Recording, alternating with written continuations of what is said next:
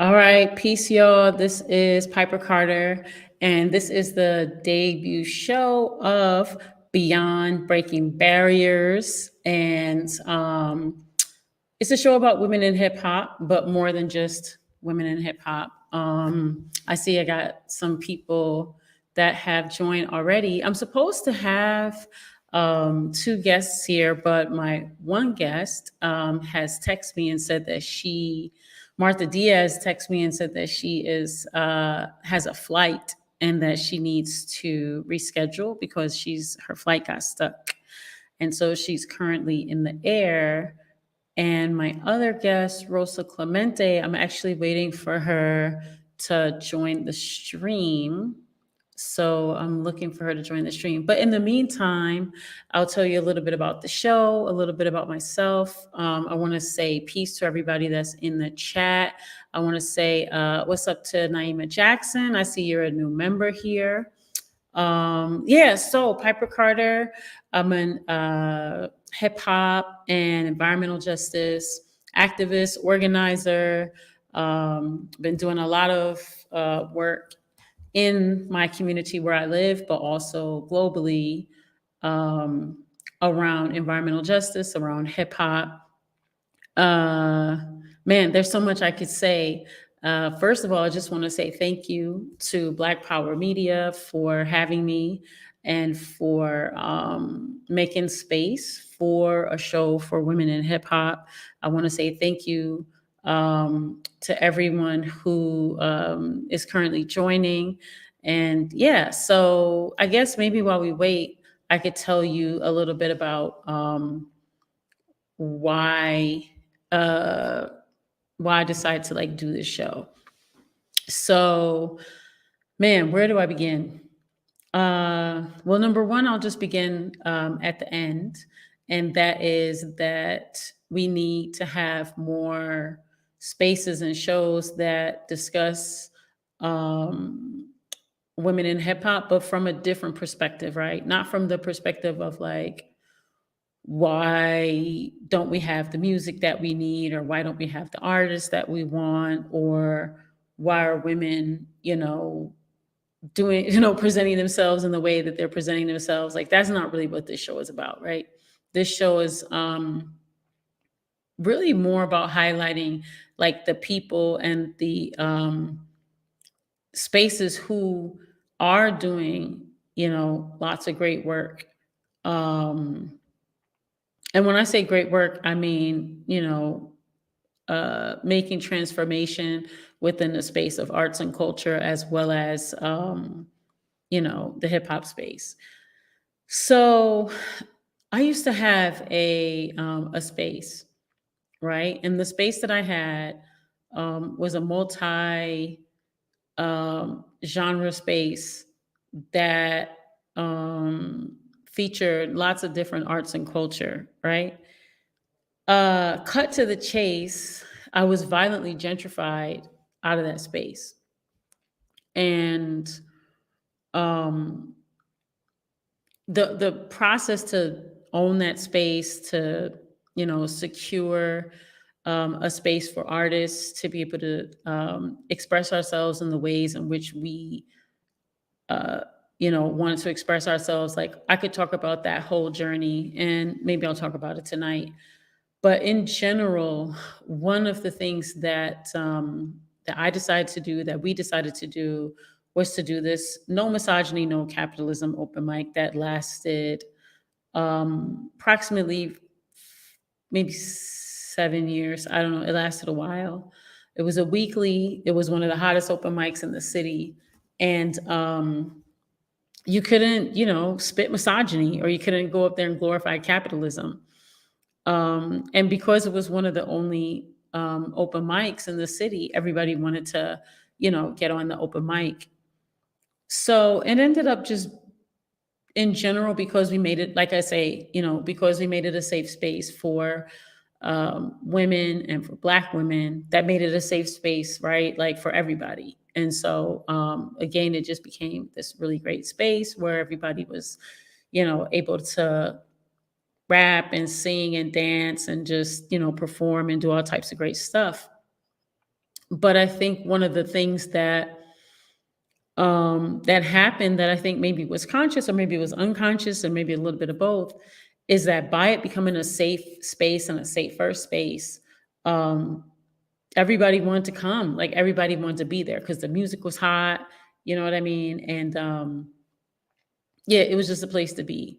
So with that, it also became an incubator. So it also became the space where a lot of new artists wanted to come and be showcased because uh, to briefly describe it, we had these rules, right, for the open mic. So one rule was you had to rhyme over whatever the DJ had. And you have to think, like, all women are running the space. So, people are going up there like, oh, like, I don't like what the DJ's playing. So, they're trying to diss the DJ. I want to hear this, I want to hear that. We're like, no, you got to rock with whatever the DJ, whatever the DJ put, that's what you're gonna, rap to. Um, they would, we would give words. That was another part of the space, right? So we gave these words. So not only did you have to rhyme to whatever the DJ say, you also had to rhyme, right? Like use these words. And so the words would come from the audience. So the audience would give the word, and then the MCs would have to use the word in a sentence. So you have to come off the top, you have to use the words, you have to go off what the DJ says. You can't do misogyny, you can't do you can't rap about capitalism.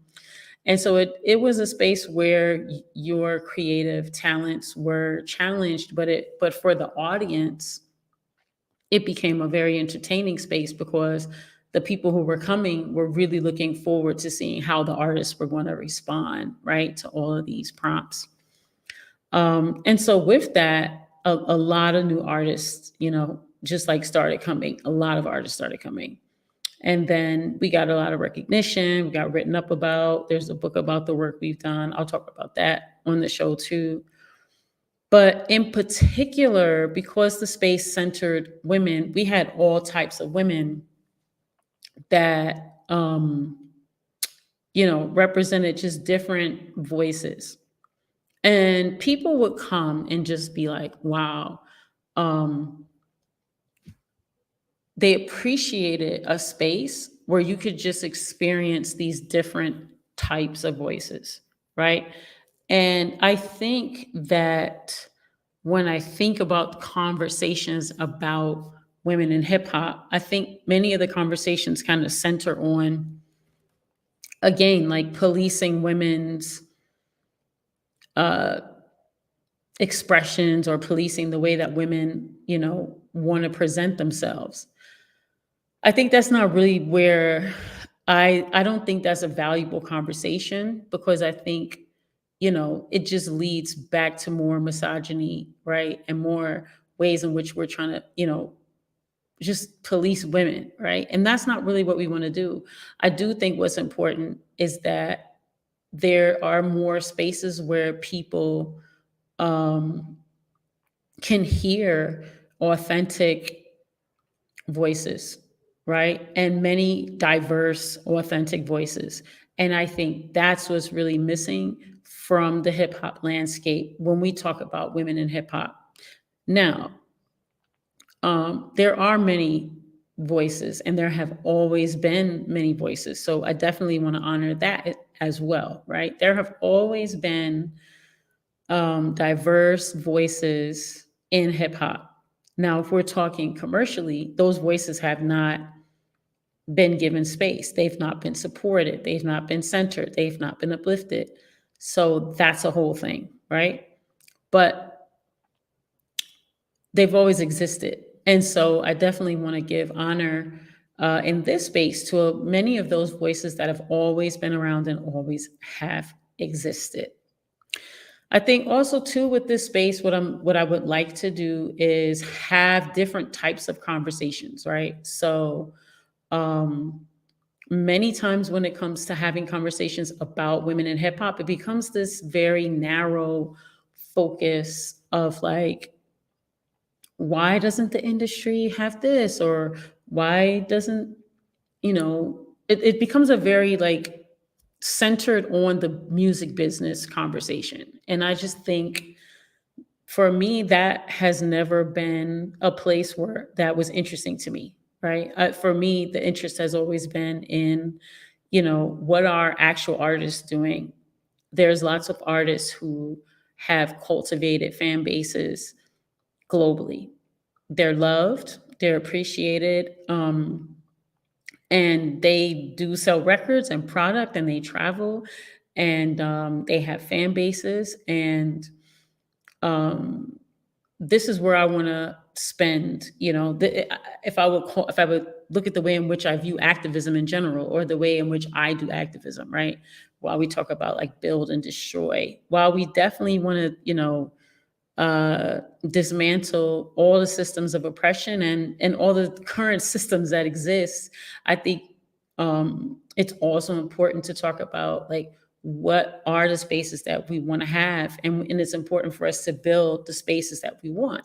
So I think that that's a really valuable aspect as well to Black Power media. I see Black Power media as a space where, while we're dismantling these ways that people are thinking, and dismantling the myths, and just doing all this dismantling, I think it's also a place where lots of building is happening, right? And where we have possibilities to um, not just build, but also support, right? Like existing people, right? So, for instance, I always talk about how Davy D has this list of like 500 women, and there's like so many more. There's like thousands, but he actually sat down and made a list of 500 women, MCs that you need to know about.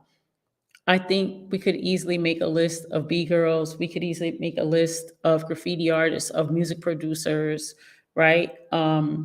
Another thing that I noticed when I was going back to talking about when I was doing my event, another thing I noticed when I was doing my event, I talked about this when I was on Ear Doctor's show. A lot of women that I would encounter, um, let me run it back. When I first moved back to Detroit, right, in 2008, I would go out and I would, be trying to, find like some dope hip hop. And when I would be going out, I would, um, I would not see women. And I would be like, man, where's all the women? And it would just be like mad dudes. And I'm talking about like hip hop spaces and things. And I'd be like, man, it's no women here. Like, and when you don't have diverse spaces, when you just have like a space that's just like, especially a space that's like playing all this music that's like a certain vibration, and you don't have diversity in the space, like you can really feel it. And let me just say that it was a space that I didn't feel safe in. It was a space that I felt a lot of negative aggression in, and it just wasn't a space that felt like was welcoming to me, right? And I would just be like, man, I wish that I could go and listen to some hot beats and just have some cool vibes and just enjoy myself. Well, anyway, fast forward, I had that space, and that's a part of what I, wanted to create. And so within that, I also was, wanting to support the local artists, like, the artists that were there. Because to me, I was like, yeah, I want it also to be a space that like feeds the community, right? And so as I would go out, I would see some women would be at these spaces, and I would like go up to them and be like, hey, what do you do? And many times the women would be like, I really don't do anything. And I would be like, I really don't believe that. You know what I'm saying? I told this before, but I'm like, I really don't believe that, because there's no way that anybody, but yeah, definitely, this is, opinion alert. I just don't see anybody wanting to go to a hip hop spot, like if you don't like hip hop. You know what I'm saying? Like it's just it's just not the type of place that you want to be if you really don't like hip hop. So I knew that they liked hip hop. You know what I'm saying? I'd be like, "Oh no, y'all like hip hop because you're here, you know, and you're spending all this time here. Otherwise, I know you'd be like, take me home." And what I learned was that a lot of the women, not all, but obviously, but some of the women actually had these talents, right? Like they might be a DJ, they might be a music producer, or they might rap or something. However, because Detroit is the type of place that doesn't necessarily have an industry, and because there was no like outlet for them or no space for them, and because they were not being supported, um, they developed a consciousness of like, I don't do this, or yeah, like a lack of self-esteem, I would say, in their craft, to be like, yo, I don't do this. This isn't what I do. Um, because I guess if there was like a if I'm not an expert in it, because there's also an element of that within hip hop culture in general, like, you know, if you're not an expert, you shouldn't be doing it, type of thing. And we all kind of have that. But many of them would be like, yo, I don't, maybe it was like a, I don't, they'd never said like, I don't think I'm good enough, but it was kind of like that type of thing. Like, like where they just didn't feel that they could acknowledge themselves as doing such, if that makes sense. Um they didn't want to say like definitively like, I identify as, right, a DJ, a rapper, a music producer, right? And so I think, um in asking them that question, they were feeling possibly challenged. And so what I worked to do was to really make them feel like, call them in and make them feel more welcomed, right? Like, hey, there's a space where you could come and you could do your craft and you'd be welcome. Initially, I was getting a lot of feedback, like negatively, like around, oh, you're singling out the women, and why is it only for women? But truth be told, like majority of the hip hop spaces that I was going to was like 99.9% men, male dominated dudes. And I was just like, it's not that this space is only for men, but it feels like it because it just doesn't feel like it's a space for me. Anyway, fast forward, started having different women come. And then another thing that happened was, definitely got a lot of pushback. I'm going to talk about a lot of the pushback that we received. Got so much pushback from everyone, men, women, everyone gave us so much pushback because they were like, I was hearing everything like, nobody wants to hear a bunch of chicks rap, to like, they're too old. I mean, we're talking people who are like 20s, 30s, and people were like, oh, they're too old. They shouldn't be rapping. Why don't they sing? They need to be sexier. All this type of stuff. But anyway, um, for me, I just wanted a space where again, I could hear from voices that I felt, uh, needed to be heard, but also that I just wanted to hear. So anyway, we had DJs, like I said, dancers, music producers, rappers, authors, like poets, like so many people. Another thing that was kind of funny, uh, one evening we did like kind of mix where, because the open mic would have kind of everybody. And, one evening, like a couple of the guys were like, yeah, we're going to boycott because we feel uncomfortable listening to all these women talk about how they've been, sexually assaulted or harmed in these kind of ways. And we think it's offensive. And that kind of really blew my mind because I was like, wow, these same dudes heavily identify with at least one well-known rapper that's from here who all he talks about is calling women out their name, treating them crazy, all types of, just atrocious behavior towards women. And, I saw the dudes like probably a couple of days later, and they told me how they were boycotting the spot because they just didn't feel comfortable. And I remember asking them, like, wow, y'all don't feel comfortable because these women were telling like their story, right? Like something that happened to them. And y'all always talk about like keep it real and authenticity in hip hop and all this kind of thing. And you don't even want to listen to the authenticity of the reality of what these women are saying that they have experienced, or, their lived experience, right? And you're saying it makes you feel uncomfortable. But yet and still, if we go to any spot on any night, we're listening to all types of ways in which people are not appreciated, and just a whole bunch of assault and all types of negative blah blah blah. But anyway, I digress.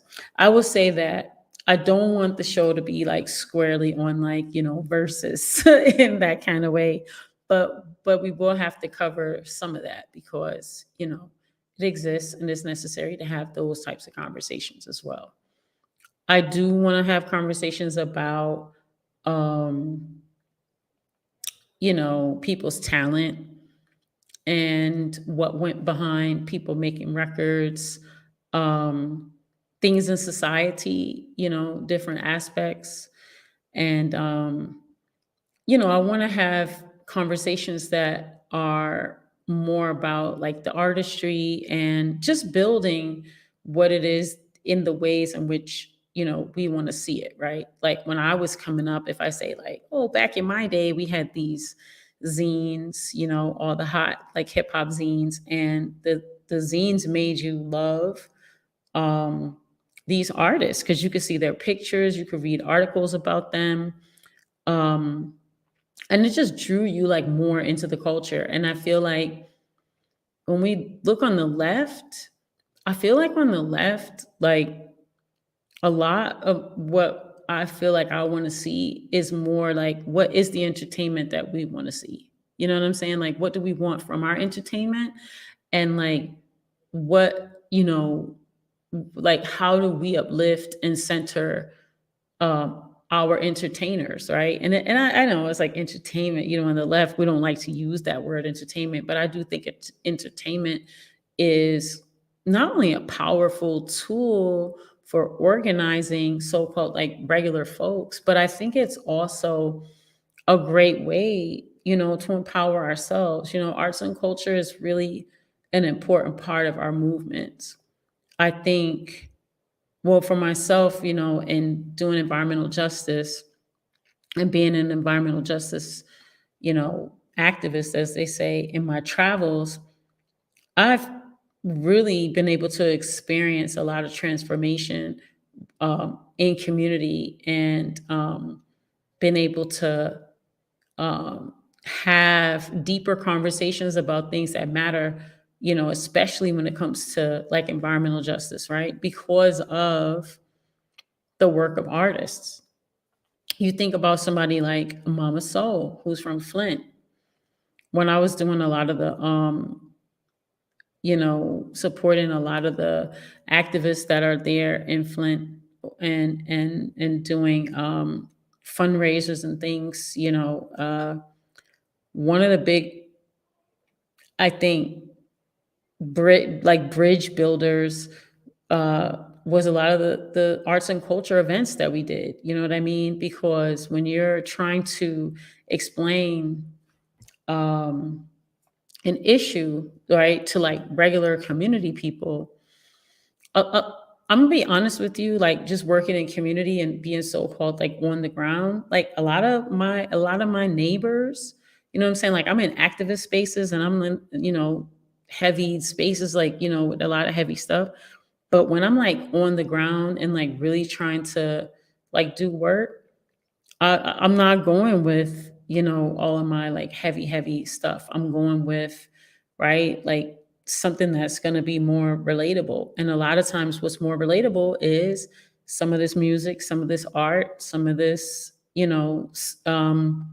some of these events, you know what I mean, where people feel like they could plug in, and where people feel like, you know, they could see themselves, and where, the issues are going to be explained, and where, where we're helping people to have better calls to action, right?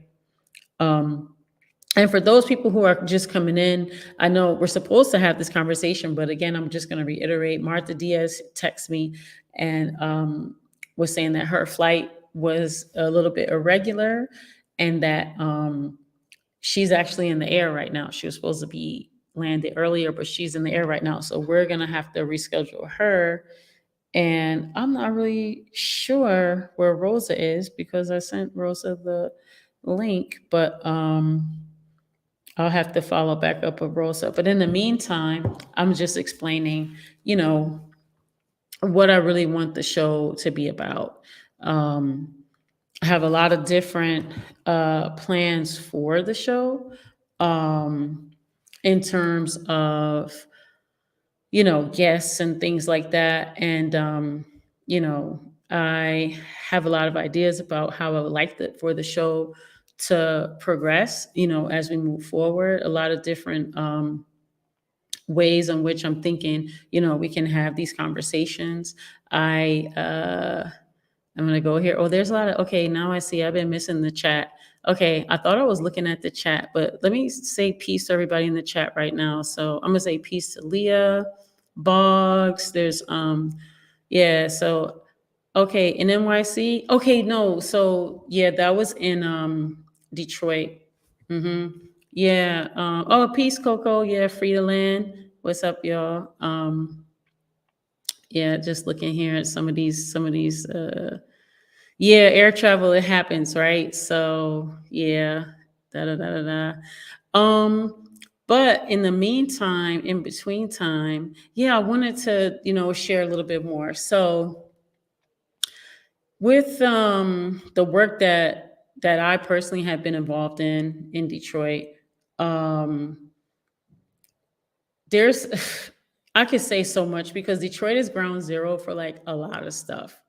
Um, And when I say a lot of stuff, I mean, yeah, you know, I would say the formation of, being a part of, the formation of what we would call like independent music business, right? Like we could say that because of Motown, our Motown history. Jay Dilla's from Detroit. So, he definitely, rest in power, paved the way for like being an independent, um, yeah, this is live. So, he paved the way for being like an independent music producer, coming out of Amp Fiddler's home in Coney Gardens. And so Detroit has um, a history of like, because we don't have like a so-called like proper like music industry, of like this sort of underground way in which artists have had to, create a space to like get their music, out to the public. It's also the birthplace of techno. Yeah, Black people created techno in Detroit. And so yeah, with that, Detroit is also ground zero for a lot of environmental injustices, right? And so I don't know if y'all know that like our city water and sewage department decided to cut off 100,000 people of water, right? I'm an environmental justice activist, so a lot of times I'm blending the two, like doing arts and culture, but also, blending it with like environmental justice, and trying to find ways to, make sure that our folks are also involved, right? Because in a land of power, and, maybe raising money for different organizations, or like raising awareness, or like just being aware of like what's going on. And I would say that a lot of the events that I've organized over the years have really centered on, um, whether there being like a telethon to like, raise money and awareness, or I mean, just getting artists to be involved and taking more control over, you know, taking more control of the narrative, right? Of the ways in which we message to people, right, about our power. Because I think also too, and I'm going to relate this to a music industry conversation. I think when it comes to the women in hip hop conversation, I think what's missing from the conversation is the ways in which we can have power, right? So I'll say this about that. My background, I was a fashion photographer, right? Um, Worked in the industry for years, and then decided to, become my mother's caregiver. So did that. Uh, and in becoming my mother's caregiver, I stepped away from the industry in that type of way. And I was able, even though when I was in it, there was a lot of like terrible things. And it's like, it's hard to explain. I really feel good about a lot of young people now because a lot of young people have a lot of language to articulate things. I didn't really have that language or framework or understanding at the time. I just knew that like this didn't feel right. That's not right. I don't like this. I don't like that. But I didn't have the language, right, to like really articulate what I felt was wrong with it. I feel like stepping away from the industry and like being in uh community, I get a chance to actually see, right? Like, oh, and then I get it. And then now being so heavily entrenched in the you know, fighting for environmental justice, I have so much language now and so much, all after all this training, I have so much language now for like all the things that I knew in my body that I was experiencing that I was like, this is terrible. Um, and so I think when it comes to like us building, I think we put, in my opinion alert, I think we put too much emphasis on, well, let me not say that I think we put too much emphasis on. I'll say that there's a lot of emphasis on like the industry as like, and like us versus the industry. When I really think that like we create our own industry. You know what I'm saying? Like there, like even with Black Power Media, like there's a whole ecosystem of Black Power Media people to where real talk, like if we actually put our actions together, we don't need the industry. You know what I'm saying? Like if we're really about that life, like we don't even need the industry, right? Like I think part of a challenge also too is that, man, so when I was trying to, or when I, a lot of times when I'm trying to get artists, and things like that. I get it. Artists have to be paid. They have to be paid fairly.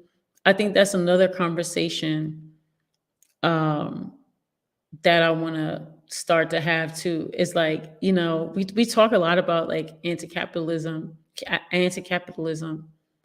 but like, what does that actually look like for us materially? You know what I'm saying? Like as artists and as people who create spaces for artists and for us who want to support artists, right? Because like a lot of artists I know, you know what I'm saying? If I call them, they got like a certain price tag, you know what I'm saying? And it's like they deserve that, right?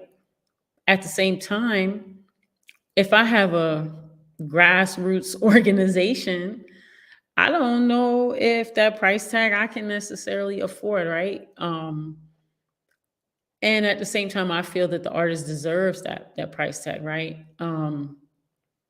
Like if we're gonna use the industry as a model, everyone was going crazy over Beyonce show, right? Now, if we broke that down, right, the Beyonce show is like, I think the cheapest tickets were $400. I think average ticket is around a G, and then it goes up. Well, if you saw the show, it was like acrobatics and stuff like that. It was a lot of different, you think about what do you need to have to in order to have acrobatics in your show. You know what I'm saying? Your insurance off the rip. But you know what I'm saying? It's like you gotta have all the harnesses and all this kind of stuff. Think of all the costumes, all the makeup, all the, support, the food, you know what I'm saying, the venue, the marketing, right? So you think of all the money that you have to put into producing a show.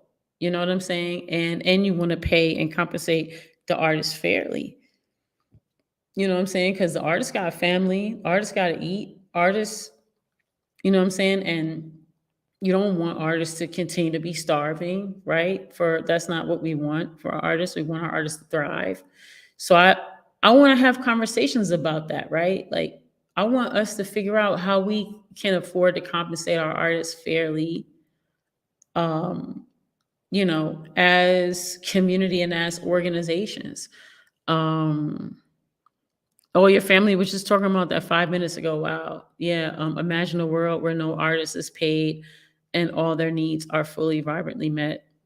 Would we ever recognize the past exploitation of art? Man, that's a whole show that we need to do about exploitation of art and artists, and also to, when we think about like who deserves to have access to art, right? And when we look at the ways in which certain art and artists are put on pedestals or valued, we do it in all types of art. We do it in, different spaces, and I think, it creates a certain consciousness. Like when I was doing, um, I had produced Detroit's first Women in Hip Hop conference and concert. And, you know, I didn't ask any artists for any discount, but everybody gave me like a fair price because fortunately people were like, I want to do it. But in reality, I didn't even pay people like what they're like like if they got like an industry rate. I mean, I didn't pay no cheap rate. You know what I'm saying? I mean, I don't mean to sound like that, but I gave them what I felt was fair. You know what I'm saying? Like I didn't try to like, not pay them, I paid them what I felt was like a, you know, I hate to use this word professional, but what I felt was like a fair professional rate for a community organization, right? Um, and at the same time, I may or may not be able to hire those artists again. You know what I'm saying? Because now a lot of those artists are on another plateau. Like I introduced Rhapsody to Detroit. We had her before people knew who she was. We had her on our on my event. But I mean, fortunately, in the middle of I had just signed her contract, and literally like 3 months later, she won the Grammy with Kendrick Lamar for her song "Complexion," and like I don't know, like Jay-Z and Primo were like, "Oh, she's the best rapper." So that was totally like helped me with my marketing because I had been trying to get the marketing and I really didn't have the money to do the proper marketing. But because I had her and because that had all been announced, and because I kept posting that stuff on my social media and doing on my own street team for like X amount of months. But by the time that happened, I was able to get her on Shade 4 or 5 to do a promo. I was able to get her like what was it like OK Player, the Source magazine, all these type of things.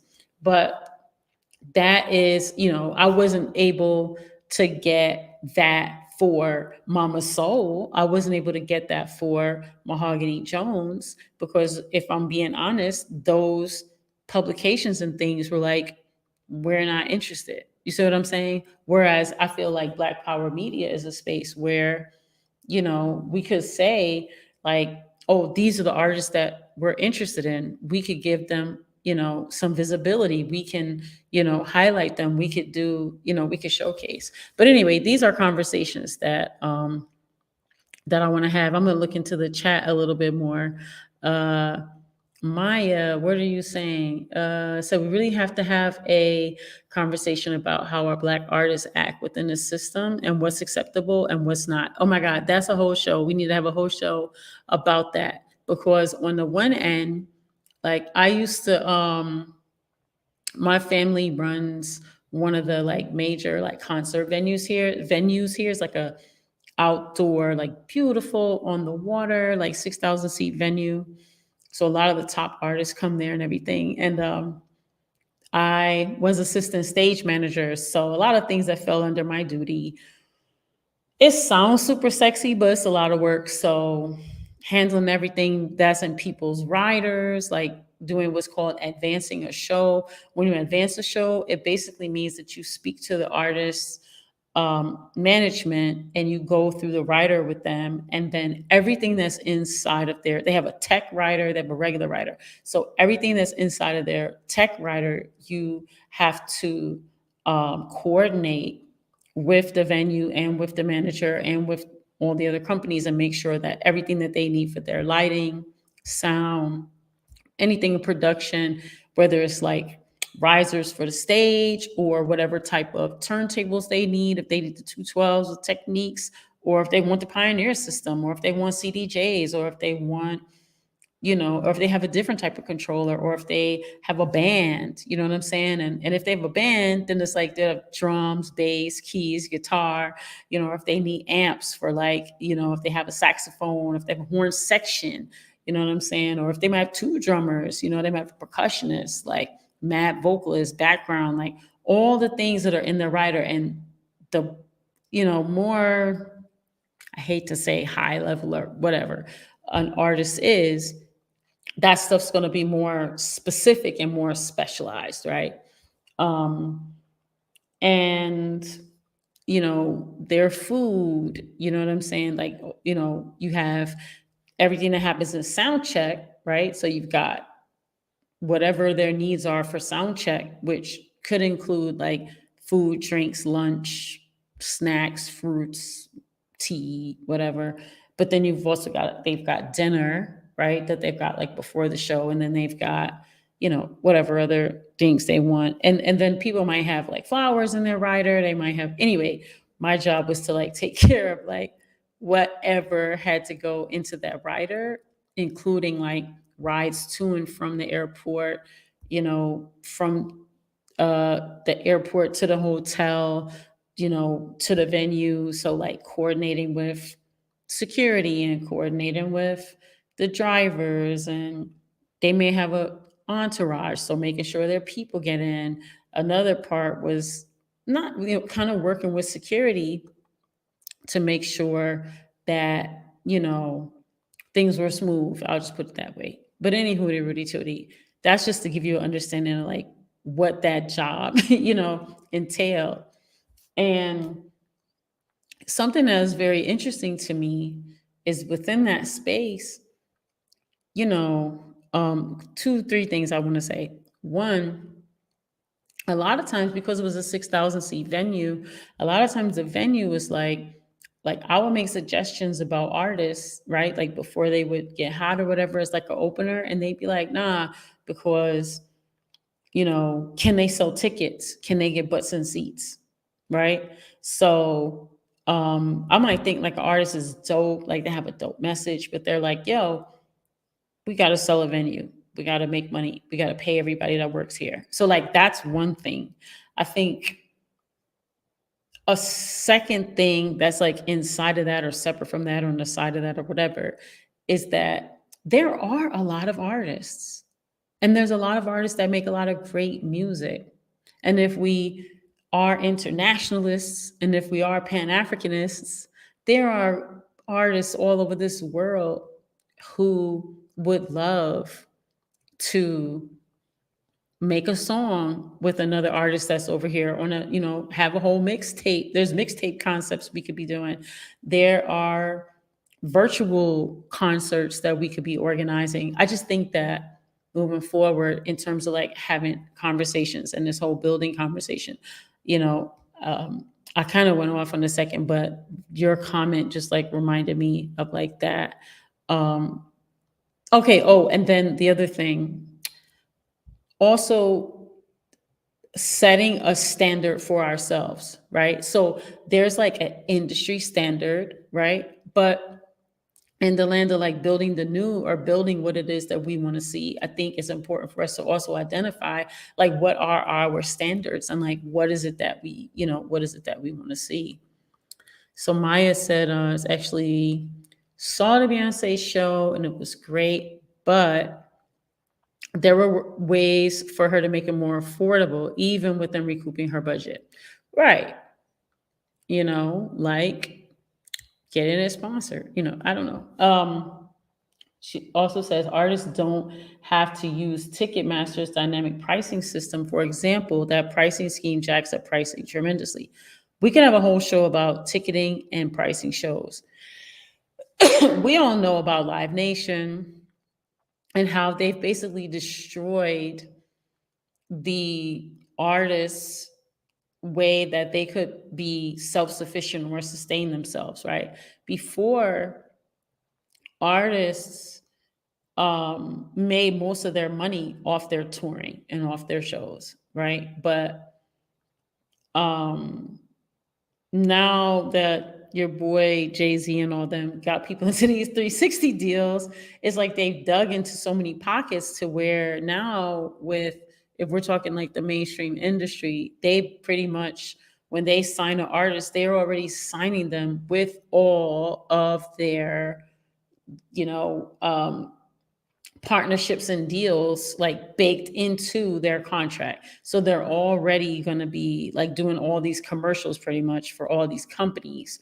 And that's eating into their ticket sales, that's eating into their merch, that's eating into all the ways in which an artist can actually, sustain themselves, right?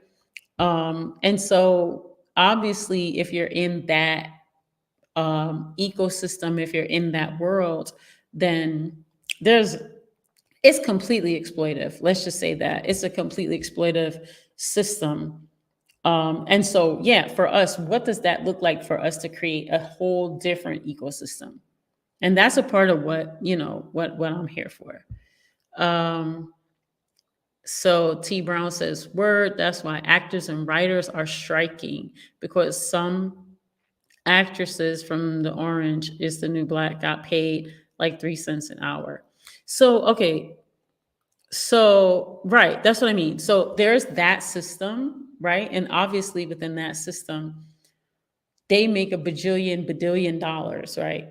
So it makes a lot of sense that, you know, there's a lot of equity that's missing, right? Like within that space.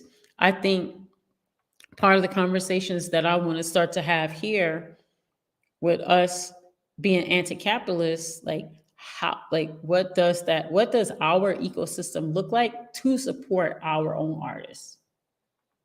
What does it look like? I mean, I've tried a lot of different models, right?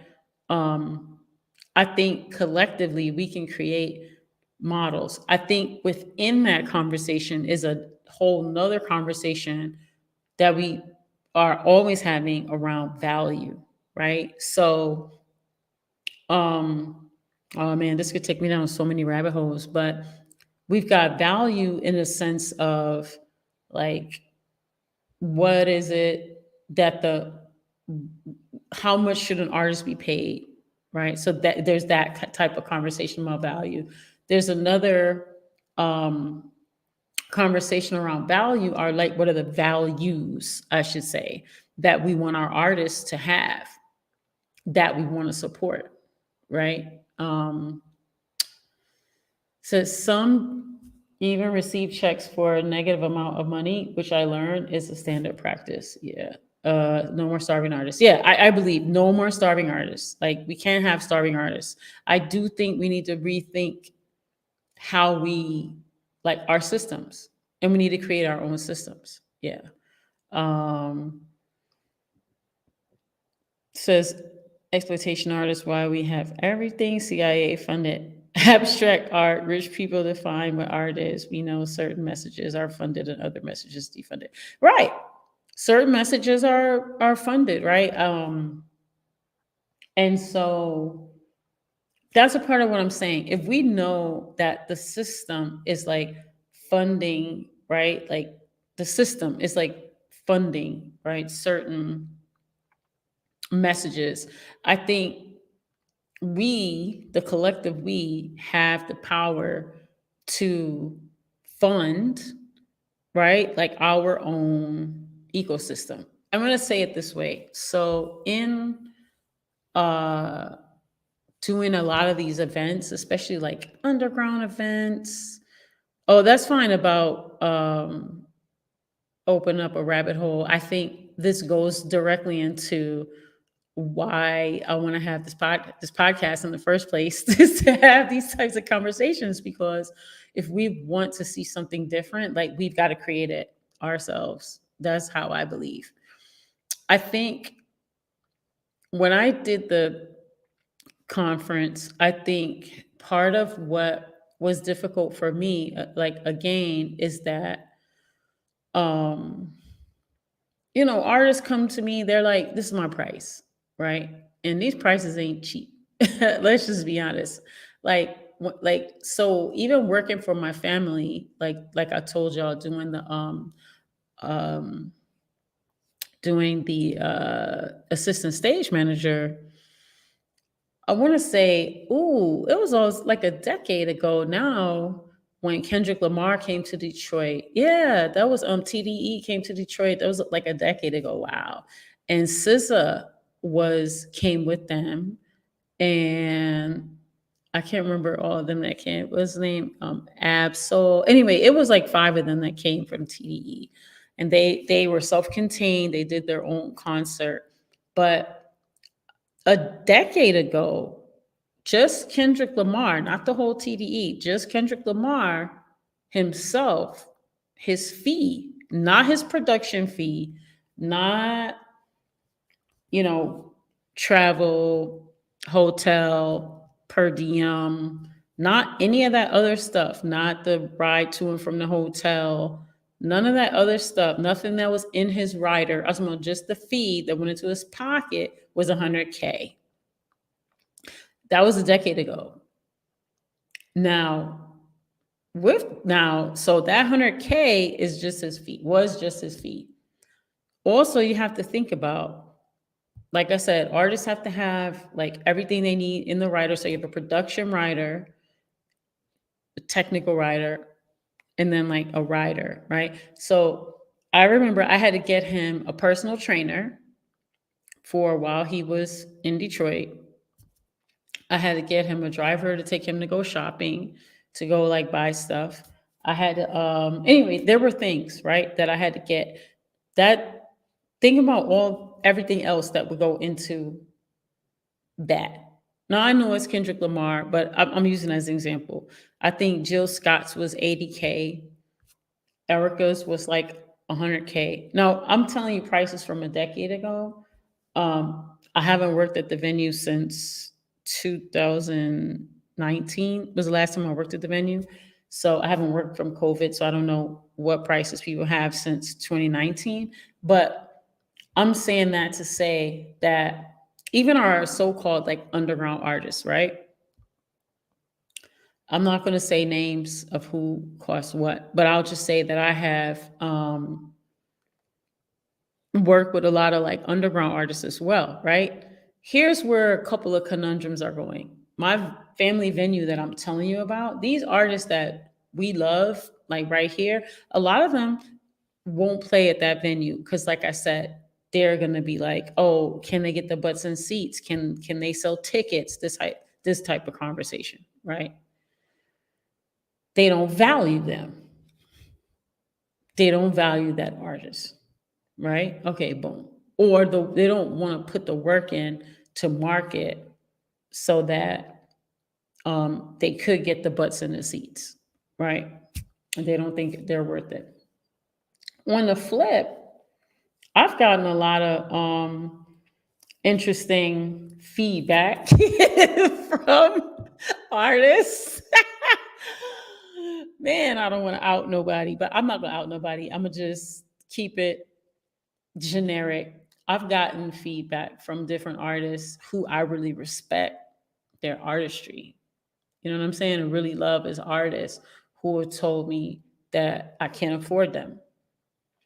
And it sucks to be in that conundrum because it's like, man, I really love you. I really want to support you.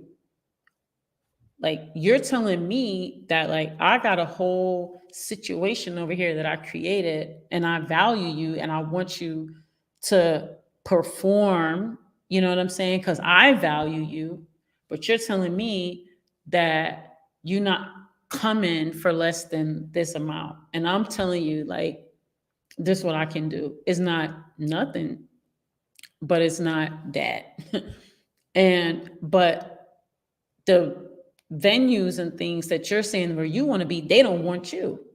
So anyway, I'm just saying if we could create an ecosystem where we're all creating value, and when I say value, I'm talking about also too where, like, the values, you know what I'm saying? Like the values that are like in the music, you know what I'm saying? The values that are in, like, behind the messages, right? Like the values around the imagery, but also to, like, you know, I don't know, like what, like, it's such a like cat and mouse, like it's like a cat and mouse, like what is that thing? Remember that thing that was going around and around like a mouse trap? You know what I'm saying? It's like, which came first, the chicken or the egg? You know what I'm saying? Because it's like I could totally try to go. That's the reason that we see, we complain and we say, like, oh man, all this liquor sponsor. The liquor people are the only people to give the money. That's what sucks in that world, in that world, in that world, in that world. Now you come on over here. A lot of these tech companies are giving money too. A lot of these people we banging on, like, I know we've been banging on AT&T for a minute, but AT&T is one of the biggest contributors to a lot of these, music festivals. You know what I'm saying? We've been trust and believe, like most of these corporations that we bang on, all these liquor companies and stuff, they're the ones that keep the so-called black media and entertainment industry afloat. Now me, I don't drink. I don't believe in promoting liquor. None of that stuff. I hope I'm just explaining, like, what a conundrum, like, trying to undo. You know what I'm saying? Like, this ecosystem that's been created. And if we look at, the ways in which people have been able to make things happen, it's such a strange thing where, like, the people who have the consciousness don't necessarily have the money, and the people that have the people that do, you know what I'm saying, like, have the money, don't necessarily have the consciousness. And what I mean by that is, where's our folks that have resources, that are able to resource a conference, right? When I say resource a conference, I'm talking about pay for the venue, pay all the presenters and all of the artists and everyone equitably, like a fee that they say they want, handle, mundane stuff that has to be handled, like insurance, marketing. Where's the folks on our side, right? The left, the black radical left, that have the resources to pull this off? What ends up happening on the nonprofit side, people are going to Ford Foundation, Kellogg Foundation, Kresge Foundation, right? Because that's who's going to give them money to do multicultural programming, arts and culture for BIPOC healing, and all the things, right? These grants. On the, let's say, more like sponsorship side of life, it's going to be these liquor companies. You know what I'm saying? These liquor companies are the ones that are going to be like, we'll give you fill in the blank check for whatever it is that you want to do. And so, you know, that's where that kind of thing is coming from. So I think also too with this platform, I want us to also consistently be thinking about throwing out names out there, like who's who could, and it doesn't have to be a singular, right? Like who can fund the things that we say that we want when it comes to our entertainment? Like who can put that up, that shares our values? You know what I'm saying? That's what I want to know. And it says how much would that cost? It says AT&T. It says AT&T funds Cop City and props up certain allowable Black artist messages. Sounds like a scheme, and that's what I'm saying. That's my point. That's the point I'm making. So AT&T is funding Cop City. That's the precise point I'm making. Right? Is that these corporations, right?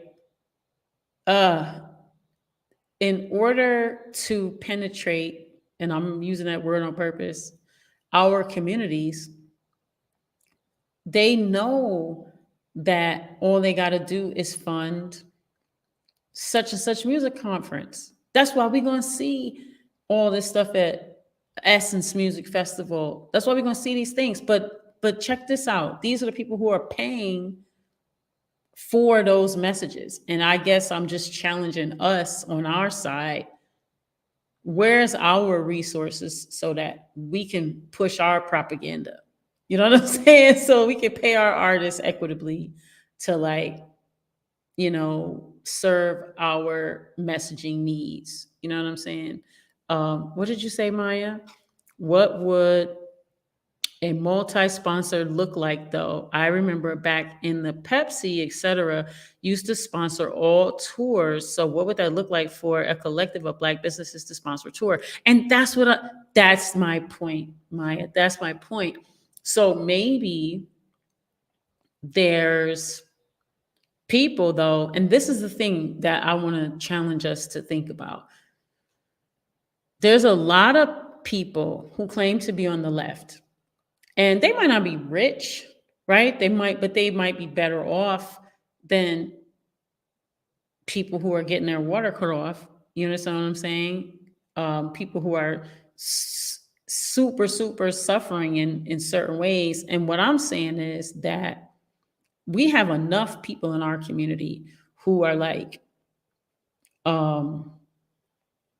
middle, I hate to use a class word, but like middle class, or like, have a regular job or have a consistent paycheck, who have health insurance, who have means, is what I'm saying. Right? Now, maybe that singular individual can't sponsor, you know what I'm saying, like the entire conference for their self. But let's see, okay, we want to talk numbers, right? Okay, I'll break down to y'all when I did Detroit's first Women in Hip Hop conference and concert. I applied for a night arts grant twice, 3 times, and was awarded, technically 4 times. I won this night arts grant, right? So with the night arts grant, I got 100,000 one time. I got 80K another time. Don't get it confused and think that the Knight Foundation wrote me a check for like 80K. They did not. This is called a matching grant. And if you don't know what a matching grant is, it means that you got to come up with X amount and they'll match the amount that you come up with. So up to 80K, up to 100K, whatever. When you apply for the grant, you have to go through this whole process with your idea, and then you turn in your budget. They approve your budget. Any hooty hooty tooty. I turn in the budget. They scam me, y'all. I'm just being honest. I mean, with them, and they got their fiduciary, which is the Miami Foundation that you have to pass the money through. I did crowdfunding to raise some of the money. Like, I had to raise like this 80K. I had to raise the 80K myself and show receipts of having spent this 80K for them to say they was going to reimburse me for the money that I spent. Okay. And after they approve my budget, right? And which means that they say, oh, you won the grant, we approve your budget. In order for you to win the grant, they have to approve your idea and your budget. After they approved everything and I started spending the money, then they locked everything down. And then they told me, like, we're not going to pay for this. We're not going to pay for that. We're not going to pay for this, not going to pay for that. Mind you, I'm spending my own money that they're supposed to give me back that's already been approved of, right? On top of when I'm crowdfunding, they didn't let me have access to the crowdfunding money that I had raised myself. So,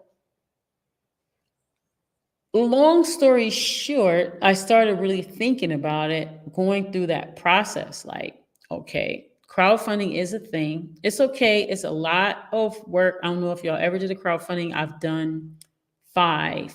My first crowdfunding I did was Kickstarter. I reached my goal, but it was a stressful thing. That was like a full-time job and took me, like, I want to say 3 months to raise like $2,500. Um, and that was literally like doing this like 9 hours a day of begging people for money. Um, the next one I did was the Indiegogo, and it was pretty much the same thing. Ironically, both times somebody came in the last hour with $1,000. So I'm like, wow. I think another time I did a GoFundMe. I've done a couple of GoFundMes, and I think the best money that I raised through crowdfunding, I'm gonna call it like a bootleg GoFundMe. And basically, what I did, I had a PayPal link. I made my own video. I didn't use none of those crowdfunding things. I just made my own video, talked about what I need to talk about in the video, put my PayPal link. I will say this about crowdfunding. Crowdfunding is much better if you have like a product or a film, because then people can, I don't know, however it works better like that. Events is very difficult.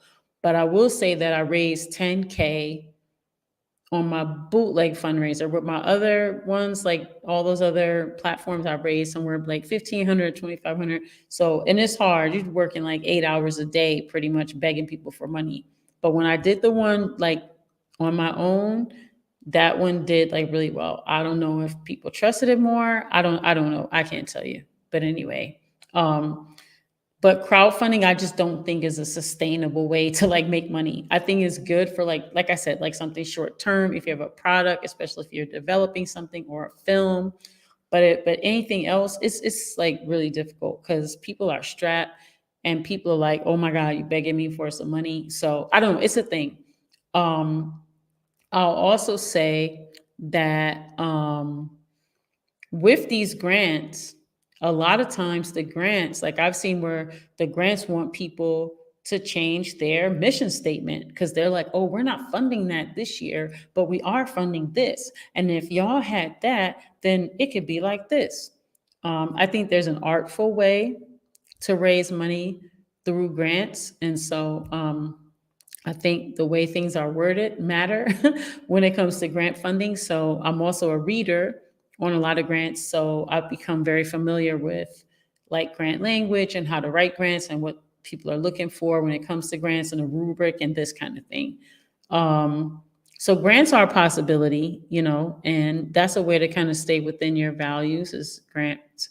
I think I think sponsorship becomes challenging on the left when we're talking about businesses. Like, do these businesses align with our values? That's my whole thing. Like, I never really mess with sponsorships because I didn't like a lot of businesses and I didn't want a lot of these businesses tied to like my brand, if you will. But I think if we're talking collectively, right? Like, there are businesses that are aligned, there are foundations that are aligned, there are nonprofits that are aligned.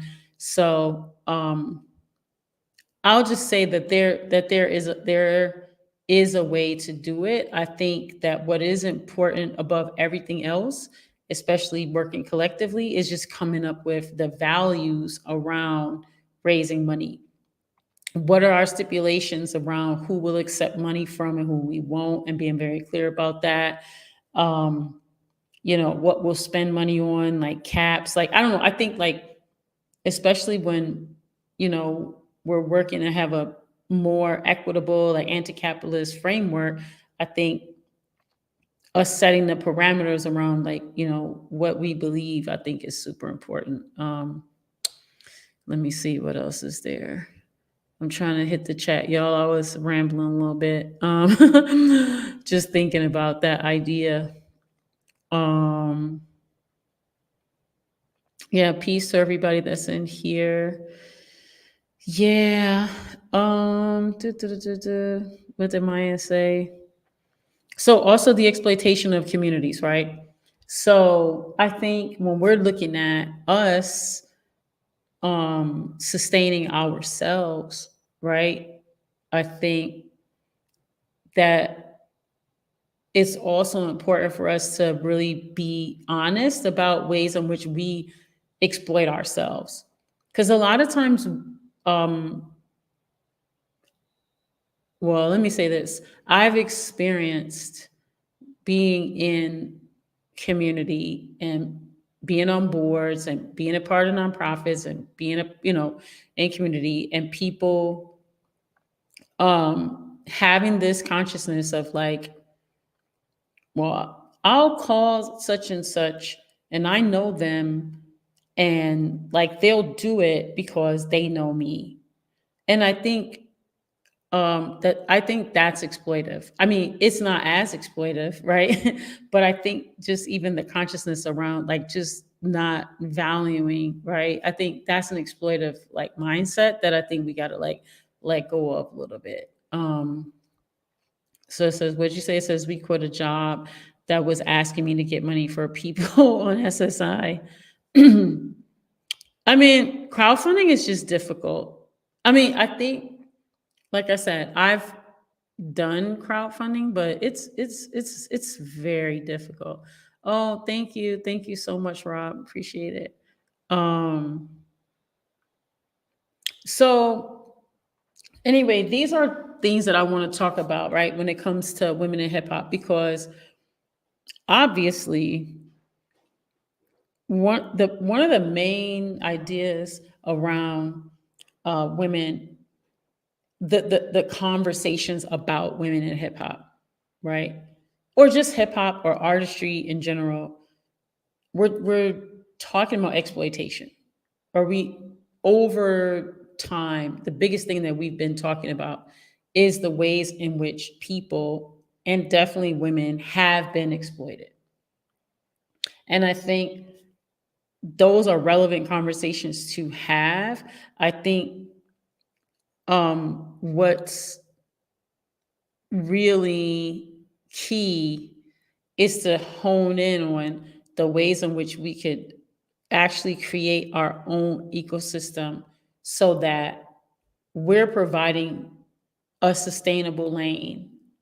You know what I'm saying? Like, for our own artists. Um, oh, thank you, Kalanji. I know you're just joining. Oh, just for those who are just joining, want to reiterate. Martha Diaz texted me. She said her flight uh, was late, and so she's currently in the air. And then also too, I don't know what happened to Rosa. I'm gonna check my email, but I don't know what happened to Rosa. So I hope she's okay. And want to send her lots of healing love. If you go into the chat, speaking of supporting people, I did put a way to support Rosa in the chat. I mean, sorry, in the description. I'll put a way to support Rosa in the description. So he says, jumping back on this late, but anti-capitalism approach to artistic production and performance could look like fighting for workers and control over the music industry, studios, performance venues. I mean, it could look like that, and the thing is that they are unionized, right? Like majority of these I'm gonna say professional houses are unionized. Um, so that is a thing. And you've got the IATSE, you've got, what is it, the sound union, you've got, the stagehands union, you've got, there's a lot of these positions that are unionized. You know what I'm saying? I think and that is what it could look like. So I don't even want to make it seem like it's a versus. You know what I'm saying? I'll say like that is also part of the work that needs to be done. I'll just say like with that, um, where does money come from? Where do the resources come from for us to support our own ecosystem? Like where do these resources come from? Because if I make a phone call, like I said, when I had when I did Detroit's first Women in Hip Hop conference and concert, again, I'm not gonna name no names. So when I was calling people, they was throwing numbers at me, and it was like, hmm, that's your number. You know what I'm saying? I don't have it. I respect you. That's your number. Um, and then yeah, like if we're working to shift the paradigm and all that, like we want to pay our people fairly. We want them to be taken care of. We want them to be appreciated and valued and not exploited. And we want them to make their livable, fair wage the thriving wage that they should make. If you go to University of Michigan and they got your money, if you go to Coca-Cola and they got your money, but like if I call you and I don't have that money, are you still willing to come as an artist and perform and not think that I'm trying to exploit you because I don't have the same money as to pay you what Coca-Cola could pay you? You know what I'm saying? So I'd like to have those types of conversations as well. Um, oh, thank you, Kalanji. Yeah, I appreciate that.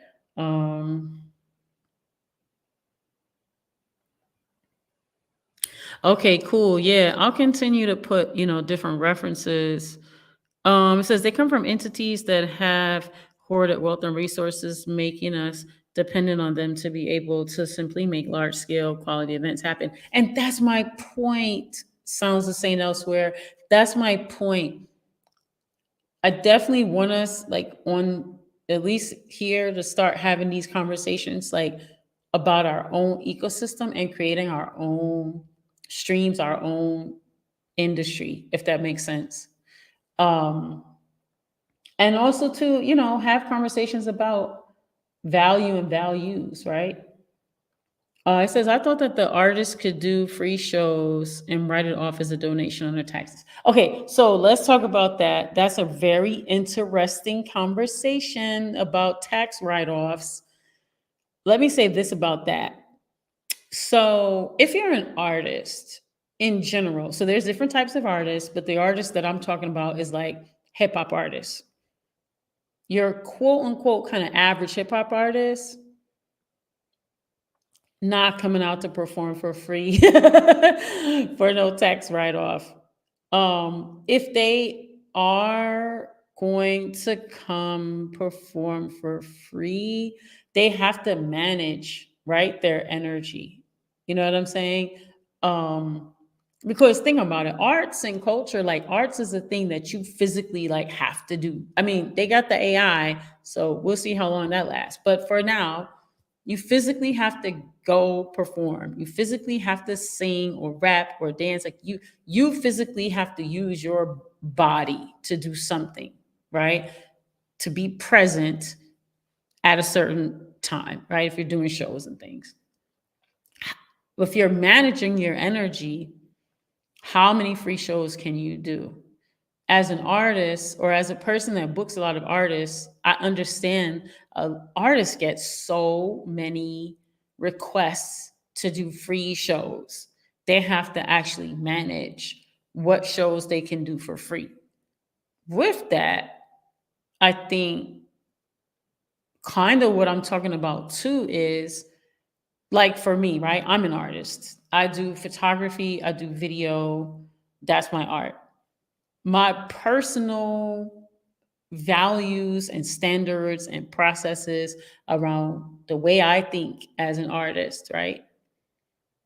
If this company organization makes, let's just say over $1 million budget, this is how much I'm going to charge them.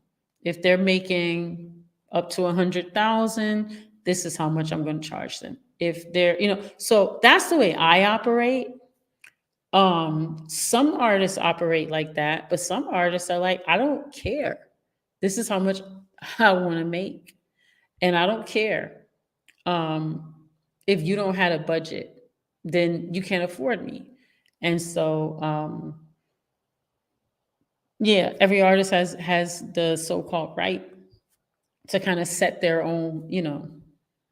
So Maya says, what would it look like as a co-op or other kind of artist-owned operated entity? What does that take or require? Well, to set up a co-op in and of itself, you just set up a co-op is just a legal entity. That's the simplest thing. But in terms of, and I'm speaking as a person who is part of a community that has set up a co-op, so I'm not just like making it up. But the co-op that we created is a grocery store that's opening next year. And we raised about $21 million and purchased the land. And it's going to be like 4 community kitchens, and it's going to be a grocery store. And we own the land and we're building the building. And it's going to be an event space. It's been roughly a decade that we spent organizing ourselves, coming up with our values, and all this kind of thing. And then now it's in a fruition, right?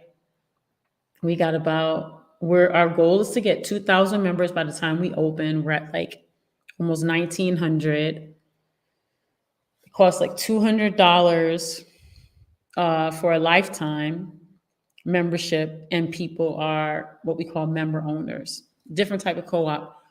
But I am familiar with a lot of different artist co-ops. I think if you've got the people at the table that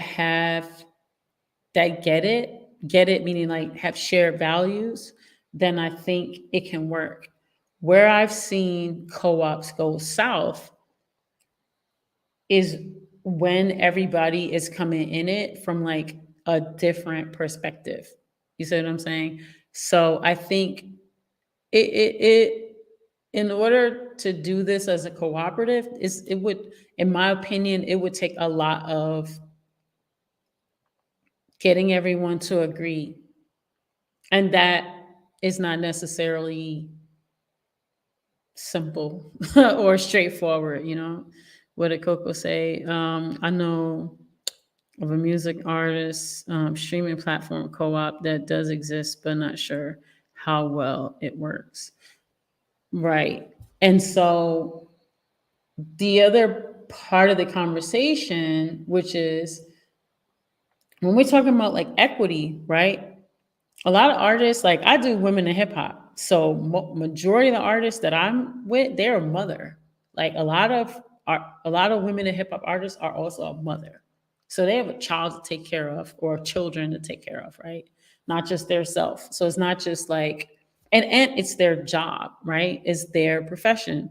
They've spent time putting in to practice. They've spent time. They have to, they do this art as their job. So they also have to take care of their self, their livelihood, and their child. And so I think when we're, having a conversation about value and how we value artists, particularly for me, and I don't want to make it such a gendered conversation in that way, I'll say parents, you know what I'm saying?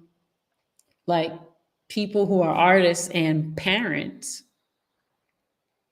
that's a whole nother thing. A lot of time when I interview artists, I ask them about being an artist and a parent. Imagine how much you have to put into your craft just to be at the top of your craft. But now you've also got to give to this other person as a parent.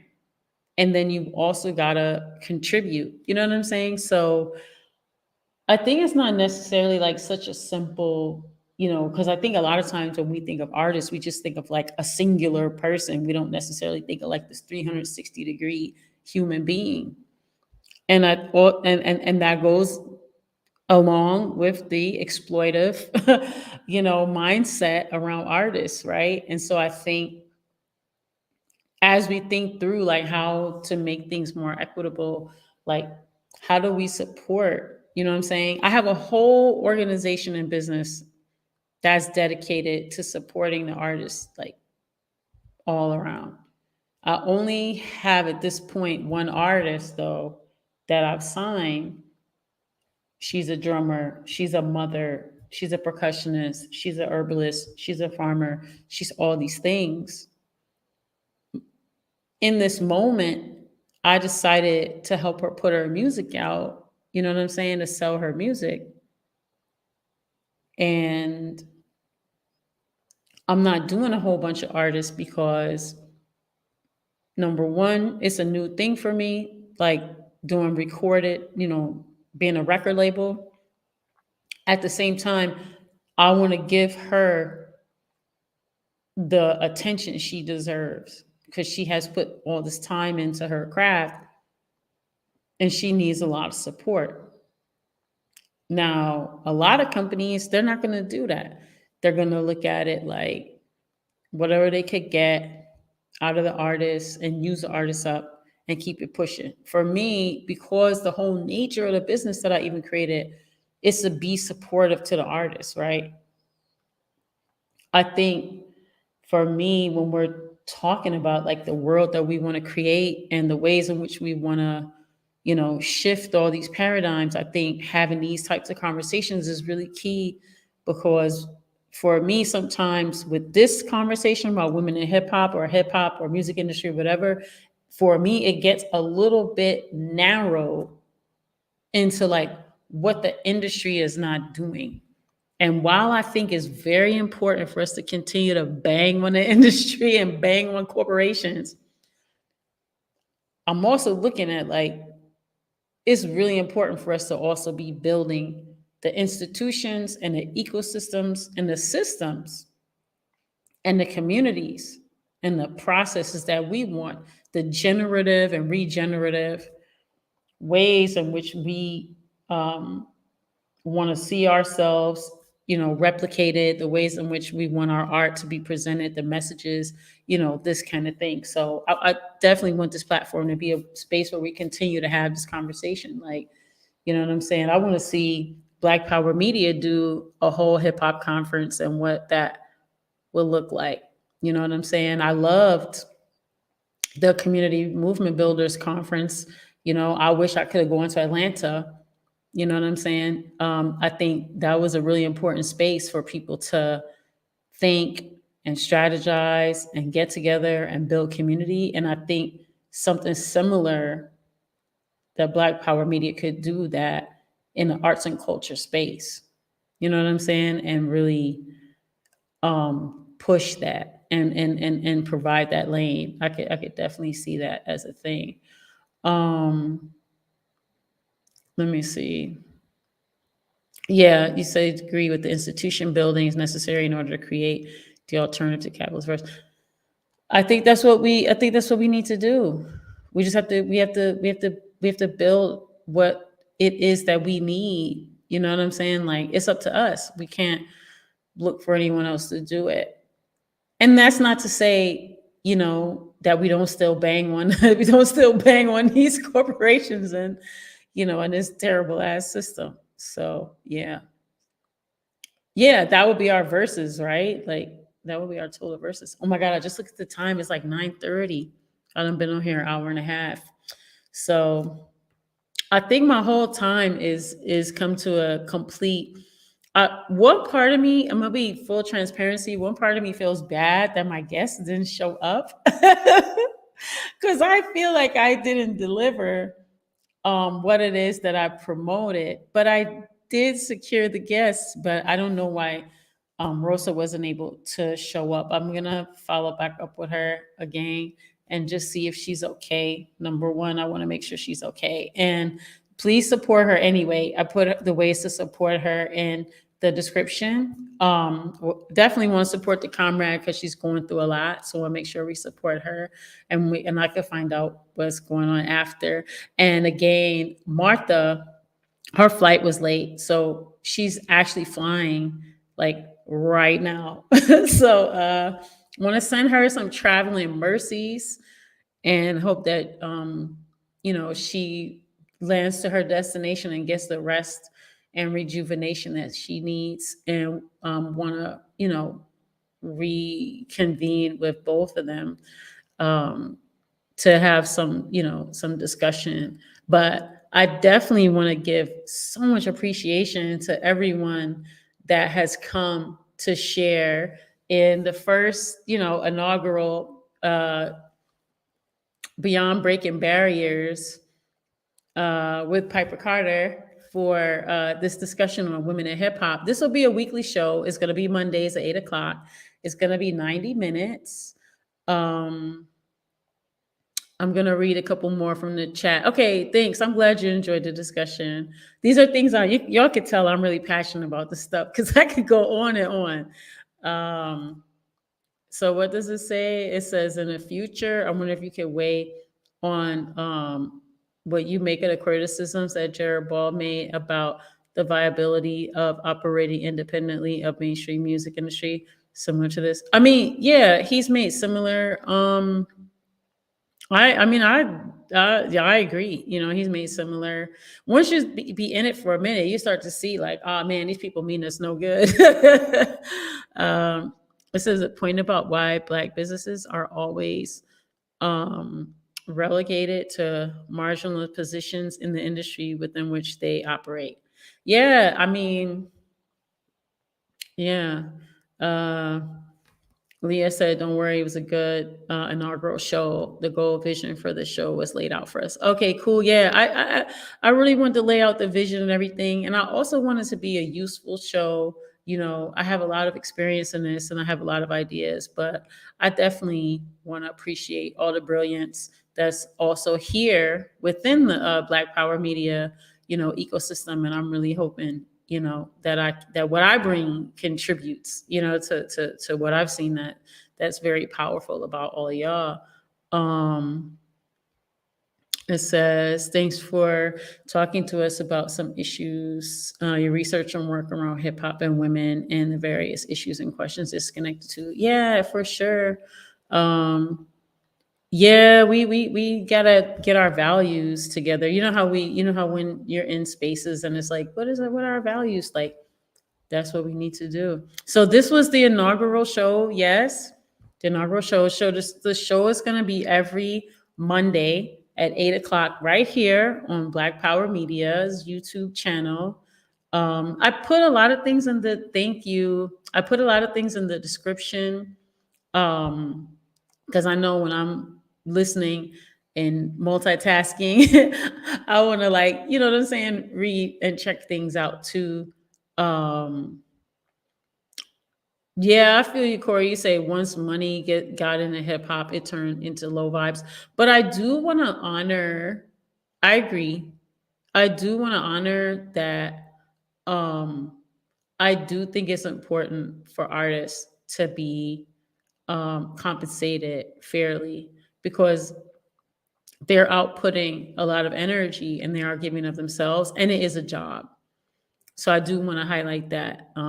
That's my personal belief on that, and I feel like it's a job, just like if you're a janitor, or just like if you're an airline pilot, or a hairdresser, or a doctor. I feel like artists is a viable profession, and that artists should be compensated, equitably as well. Um, so thank you for the salute.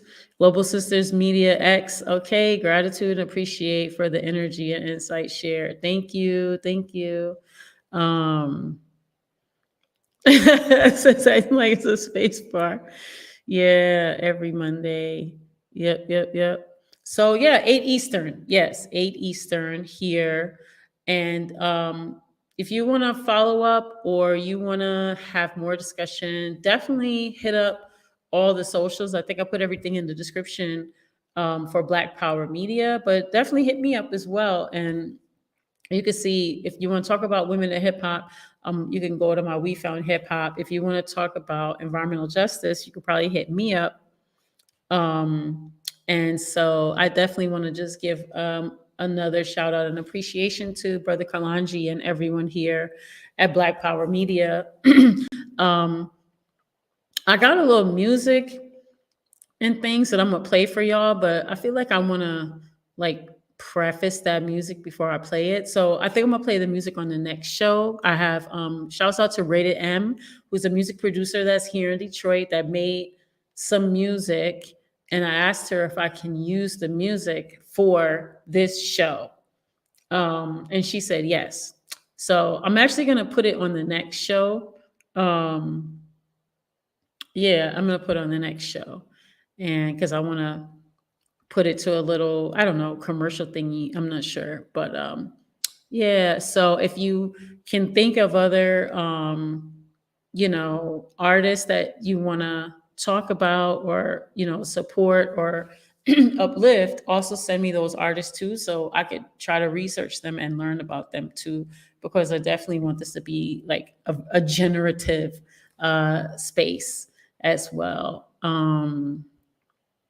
So I think I'm gonna just like land the plane here, and just give lots of honor and appreciation to everyone that has joined. And I'm hoping y'all come back next week so we can have more conversations. I'll do my best to post um, on the socials, and I just really hope that y'all have a wonderful week and that everyone gets a lot of rest and stay hydrated.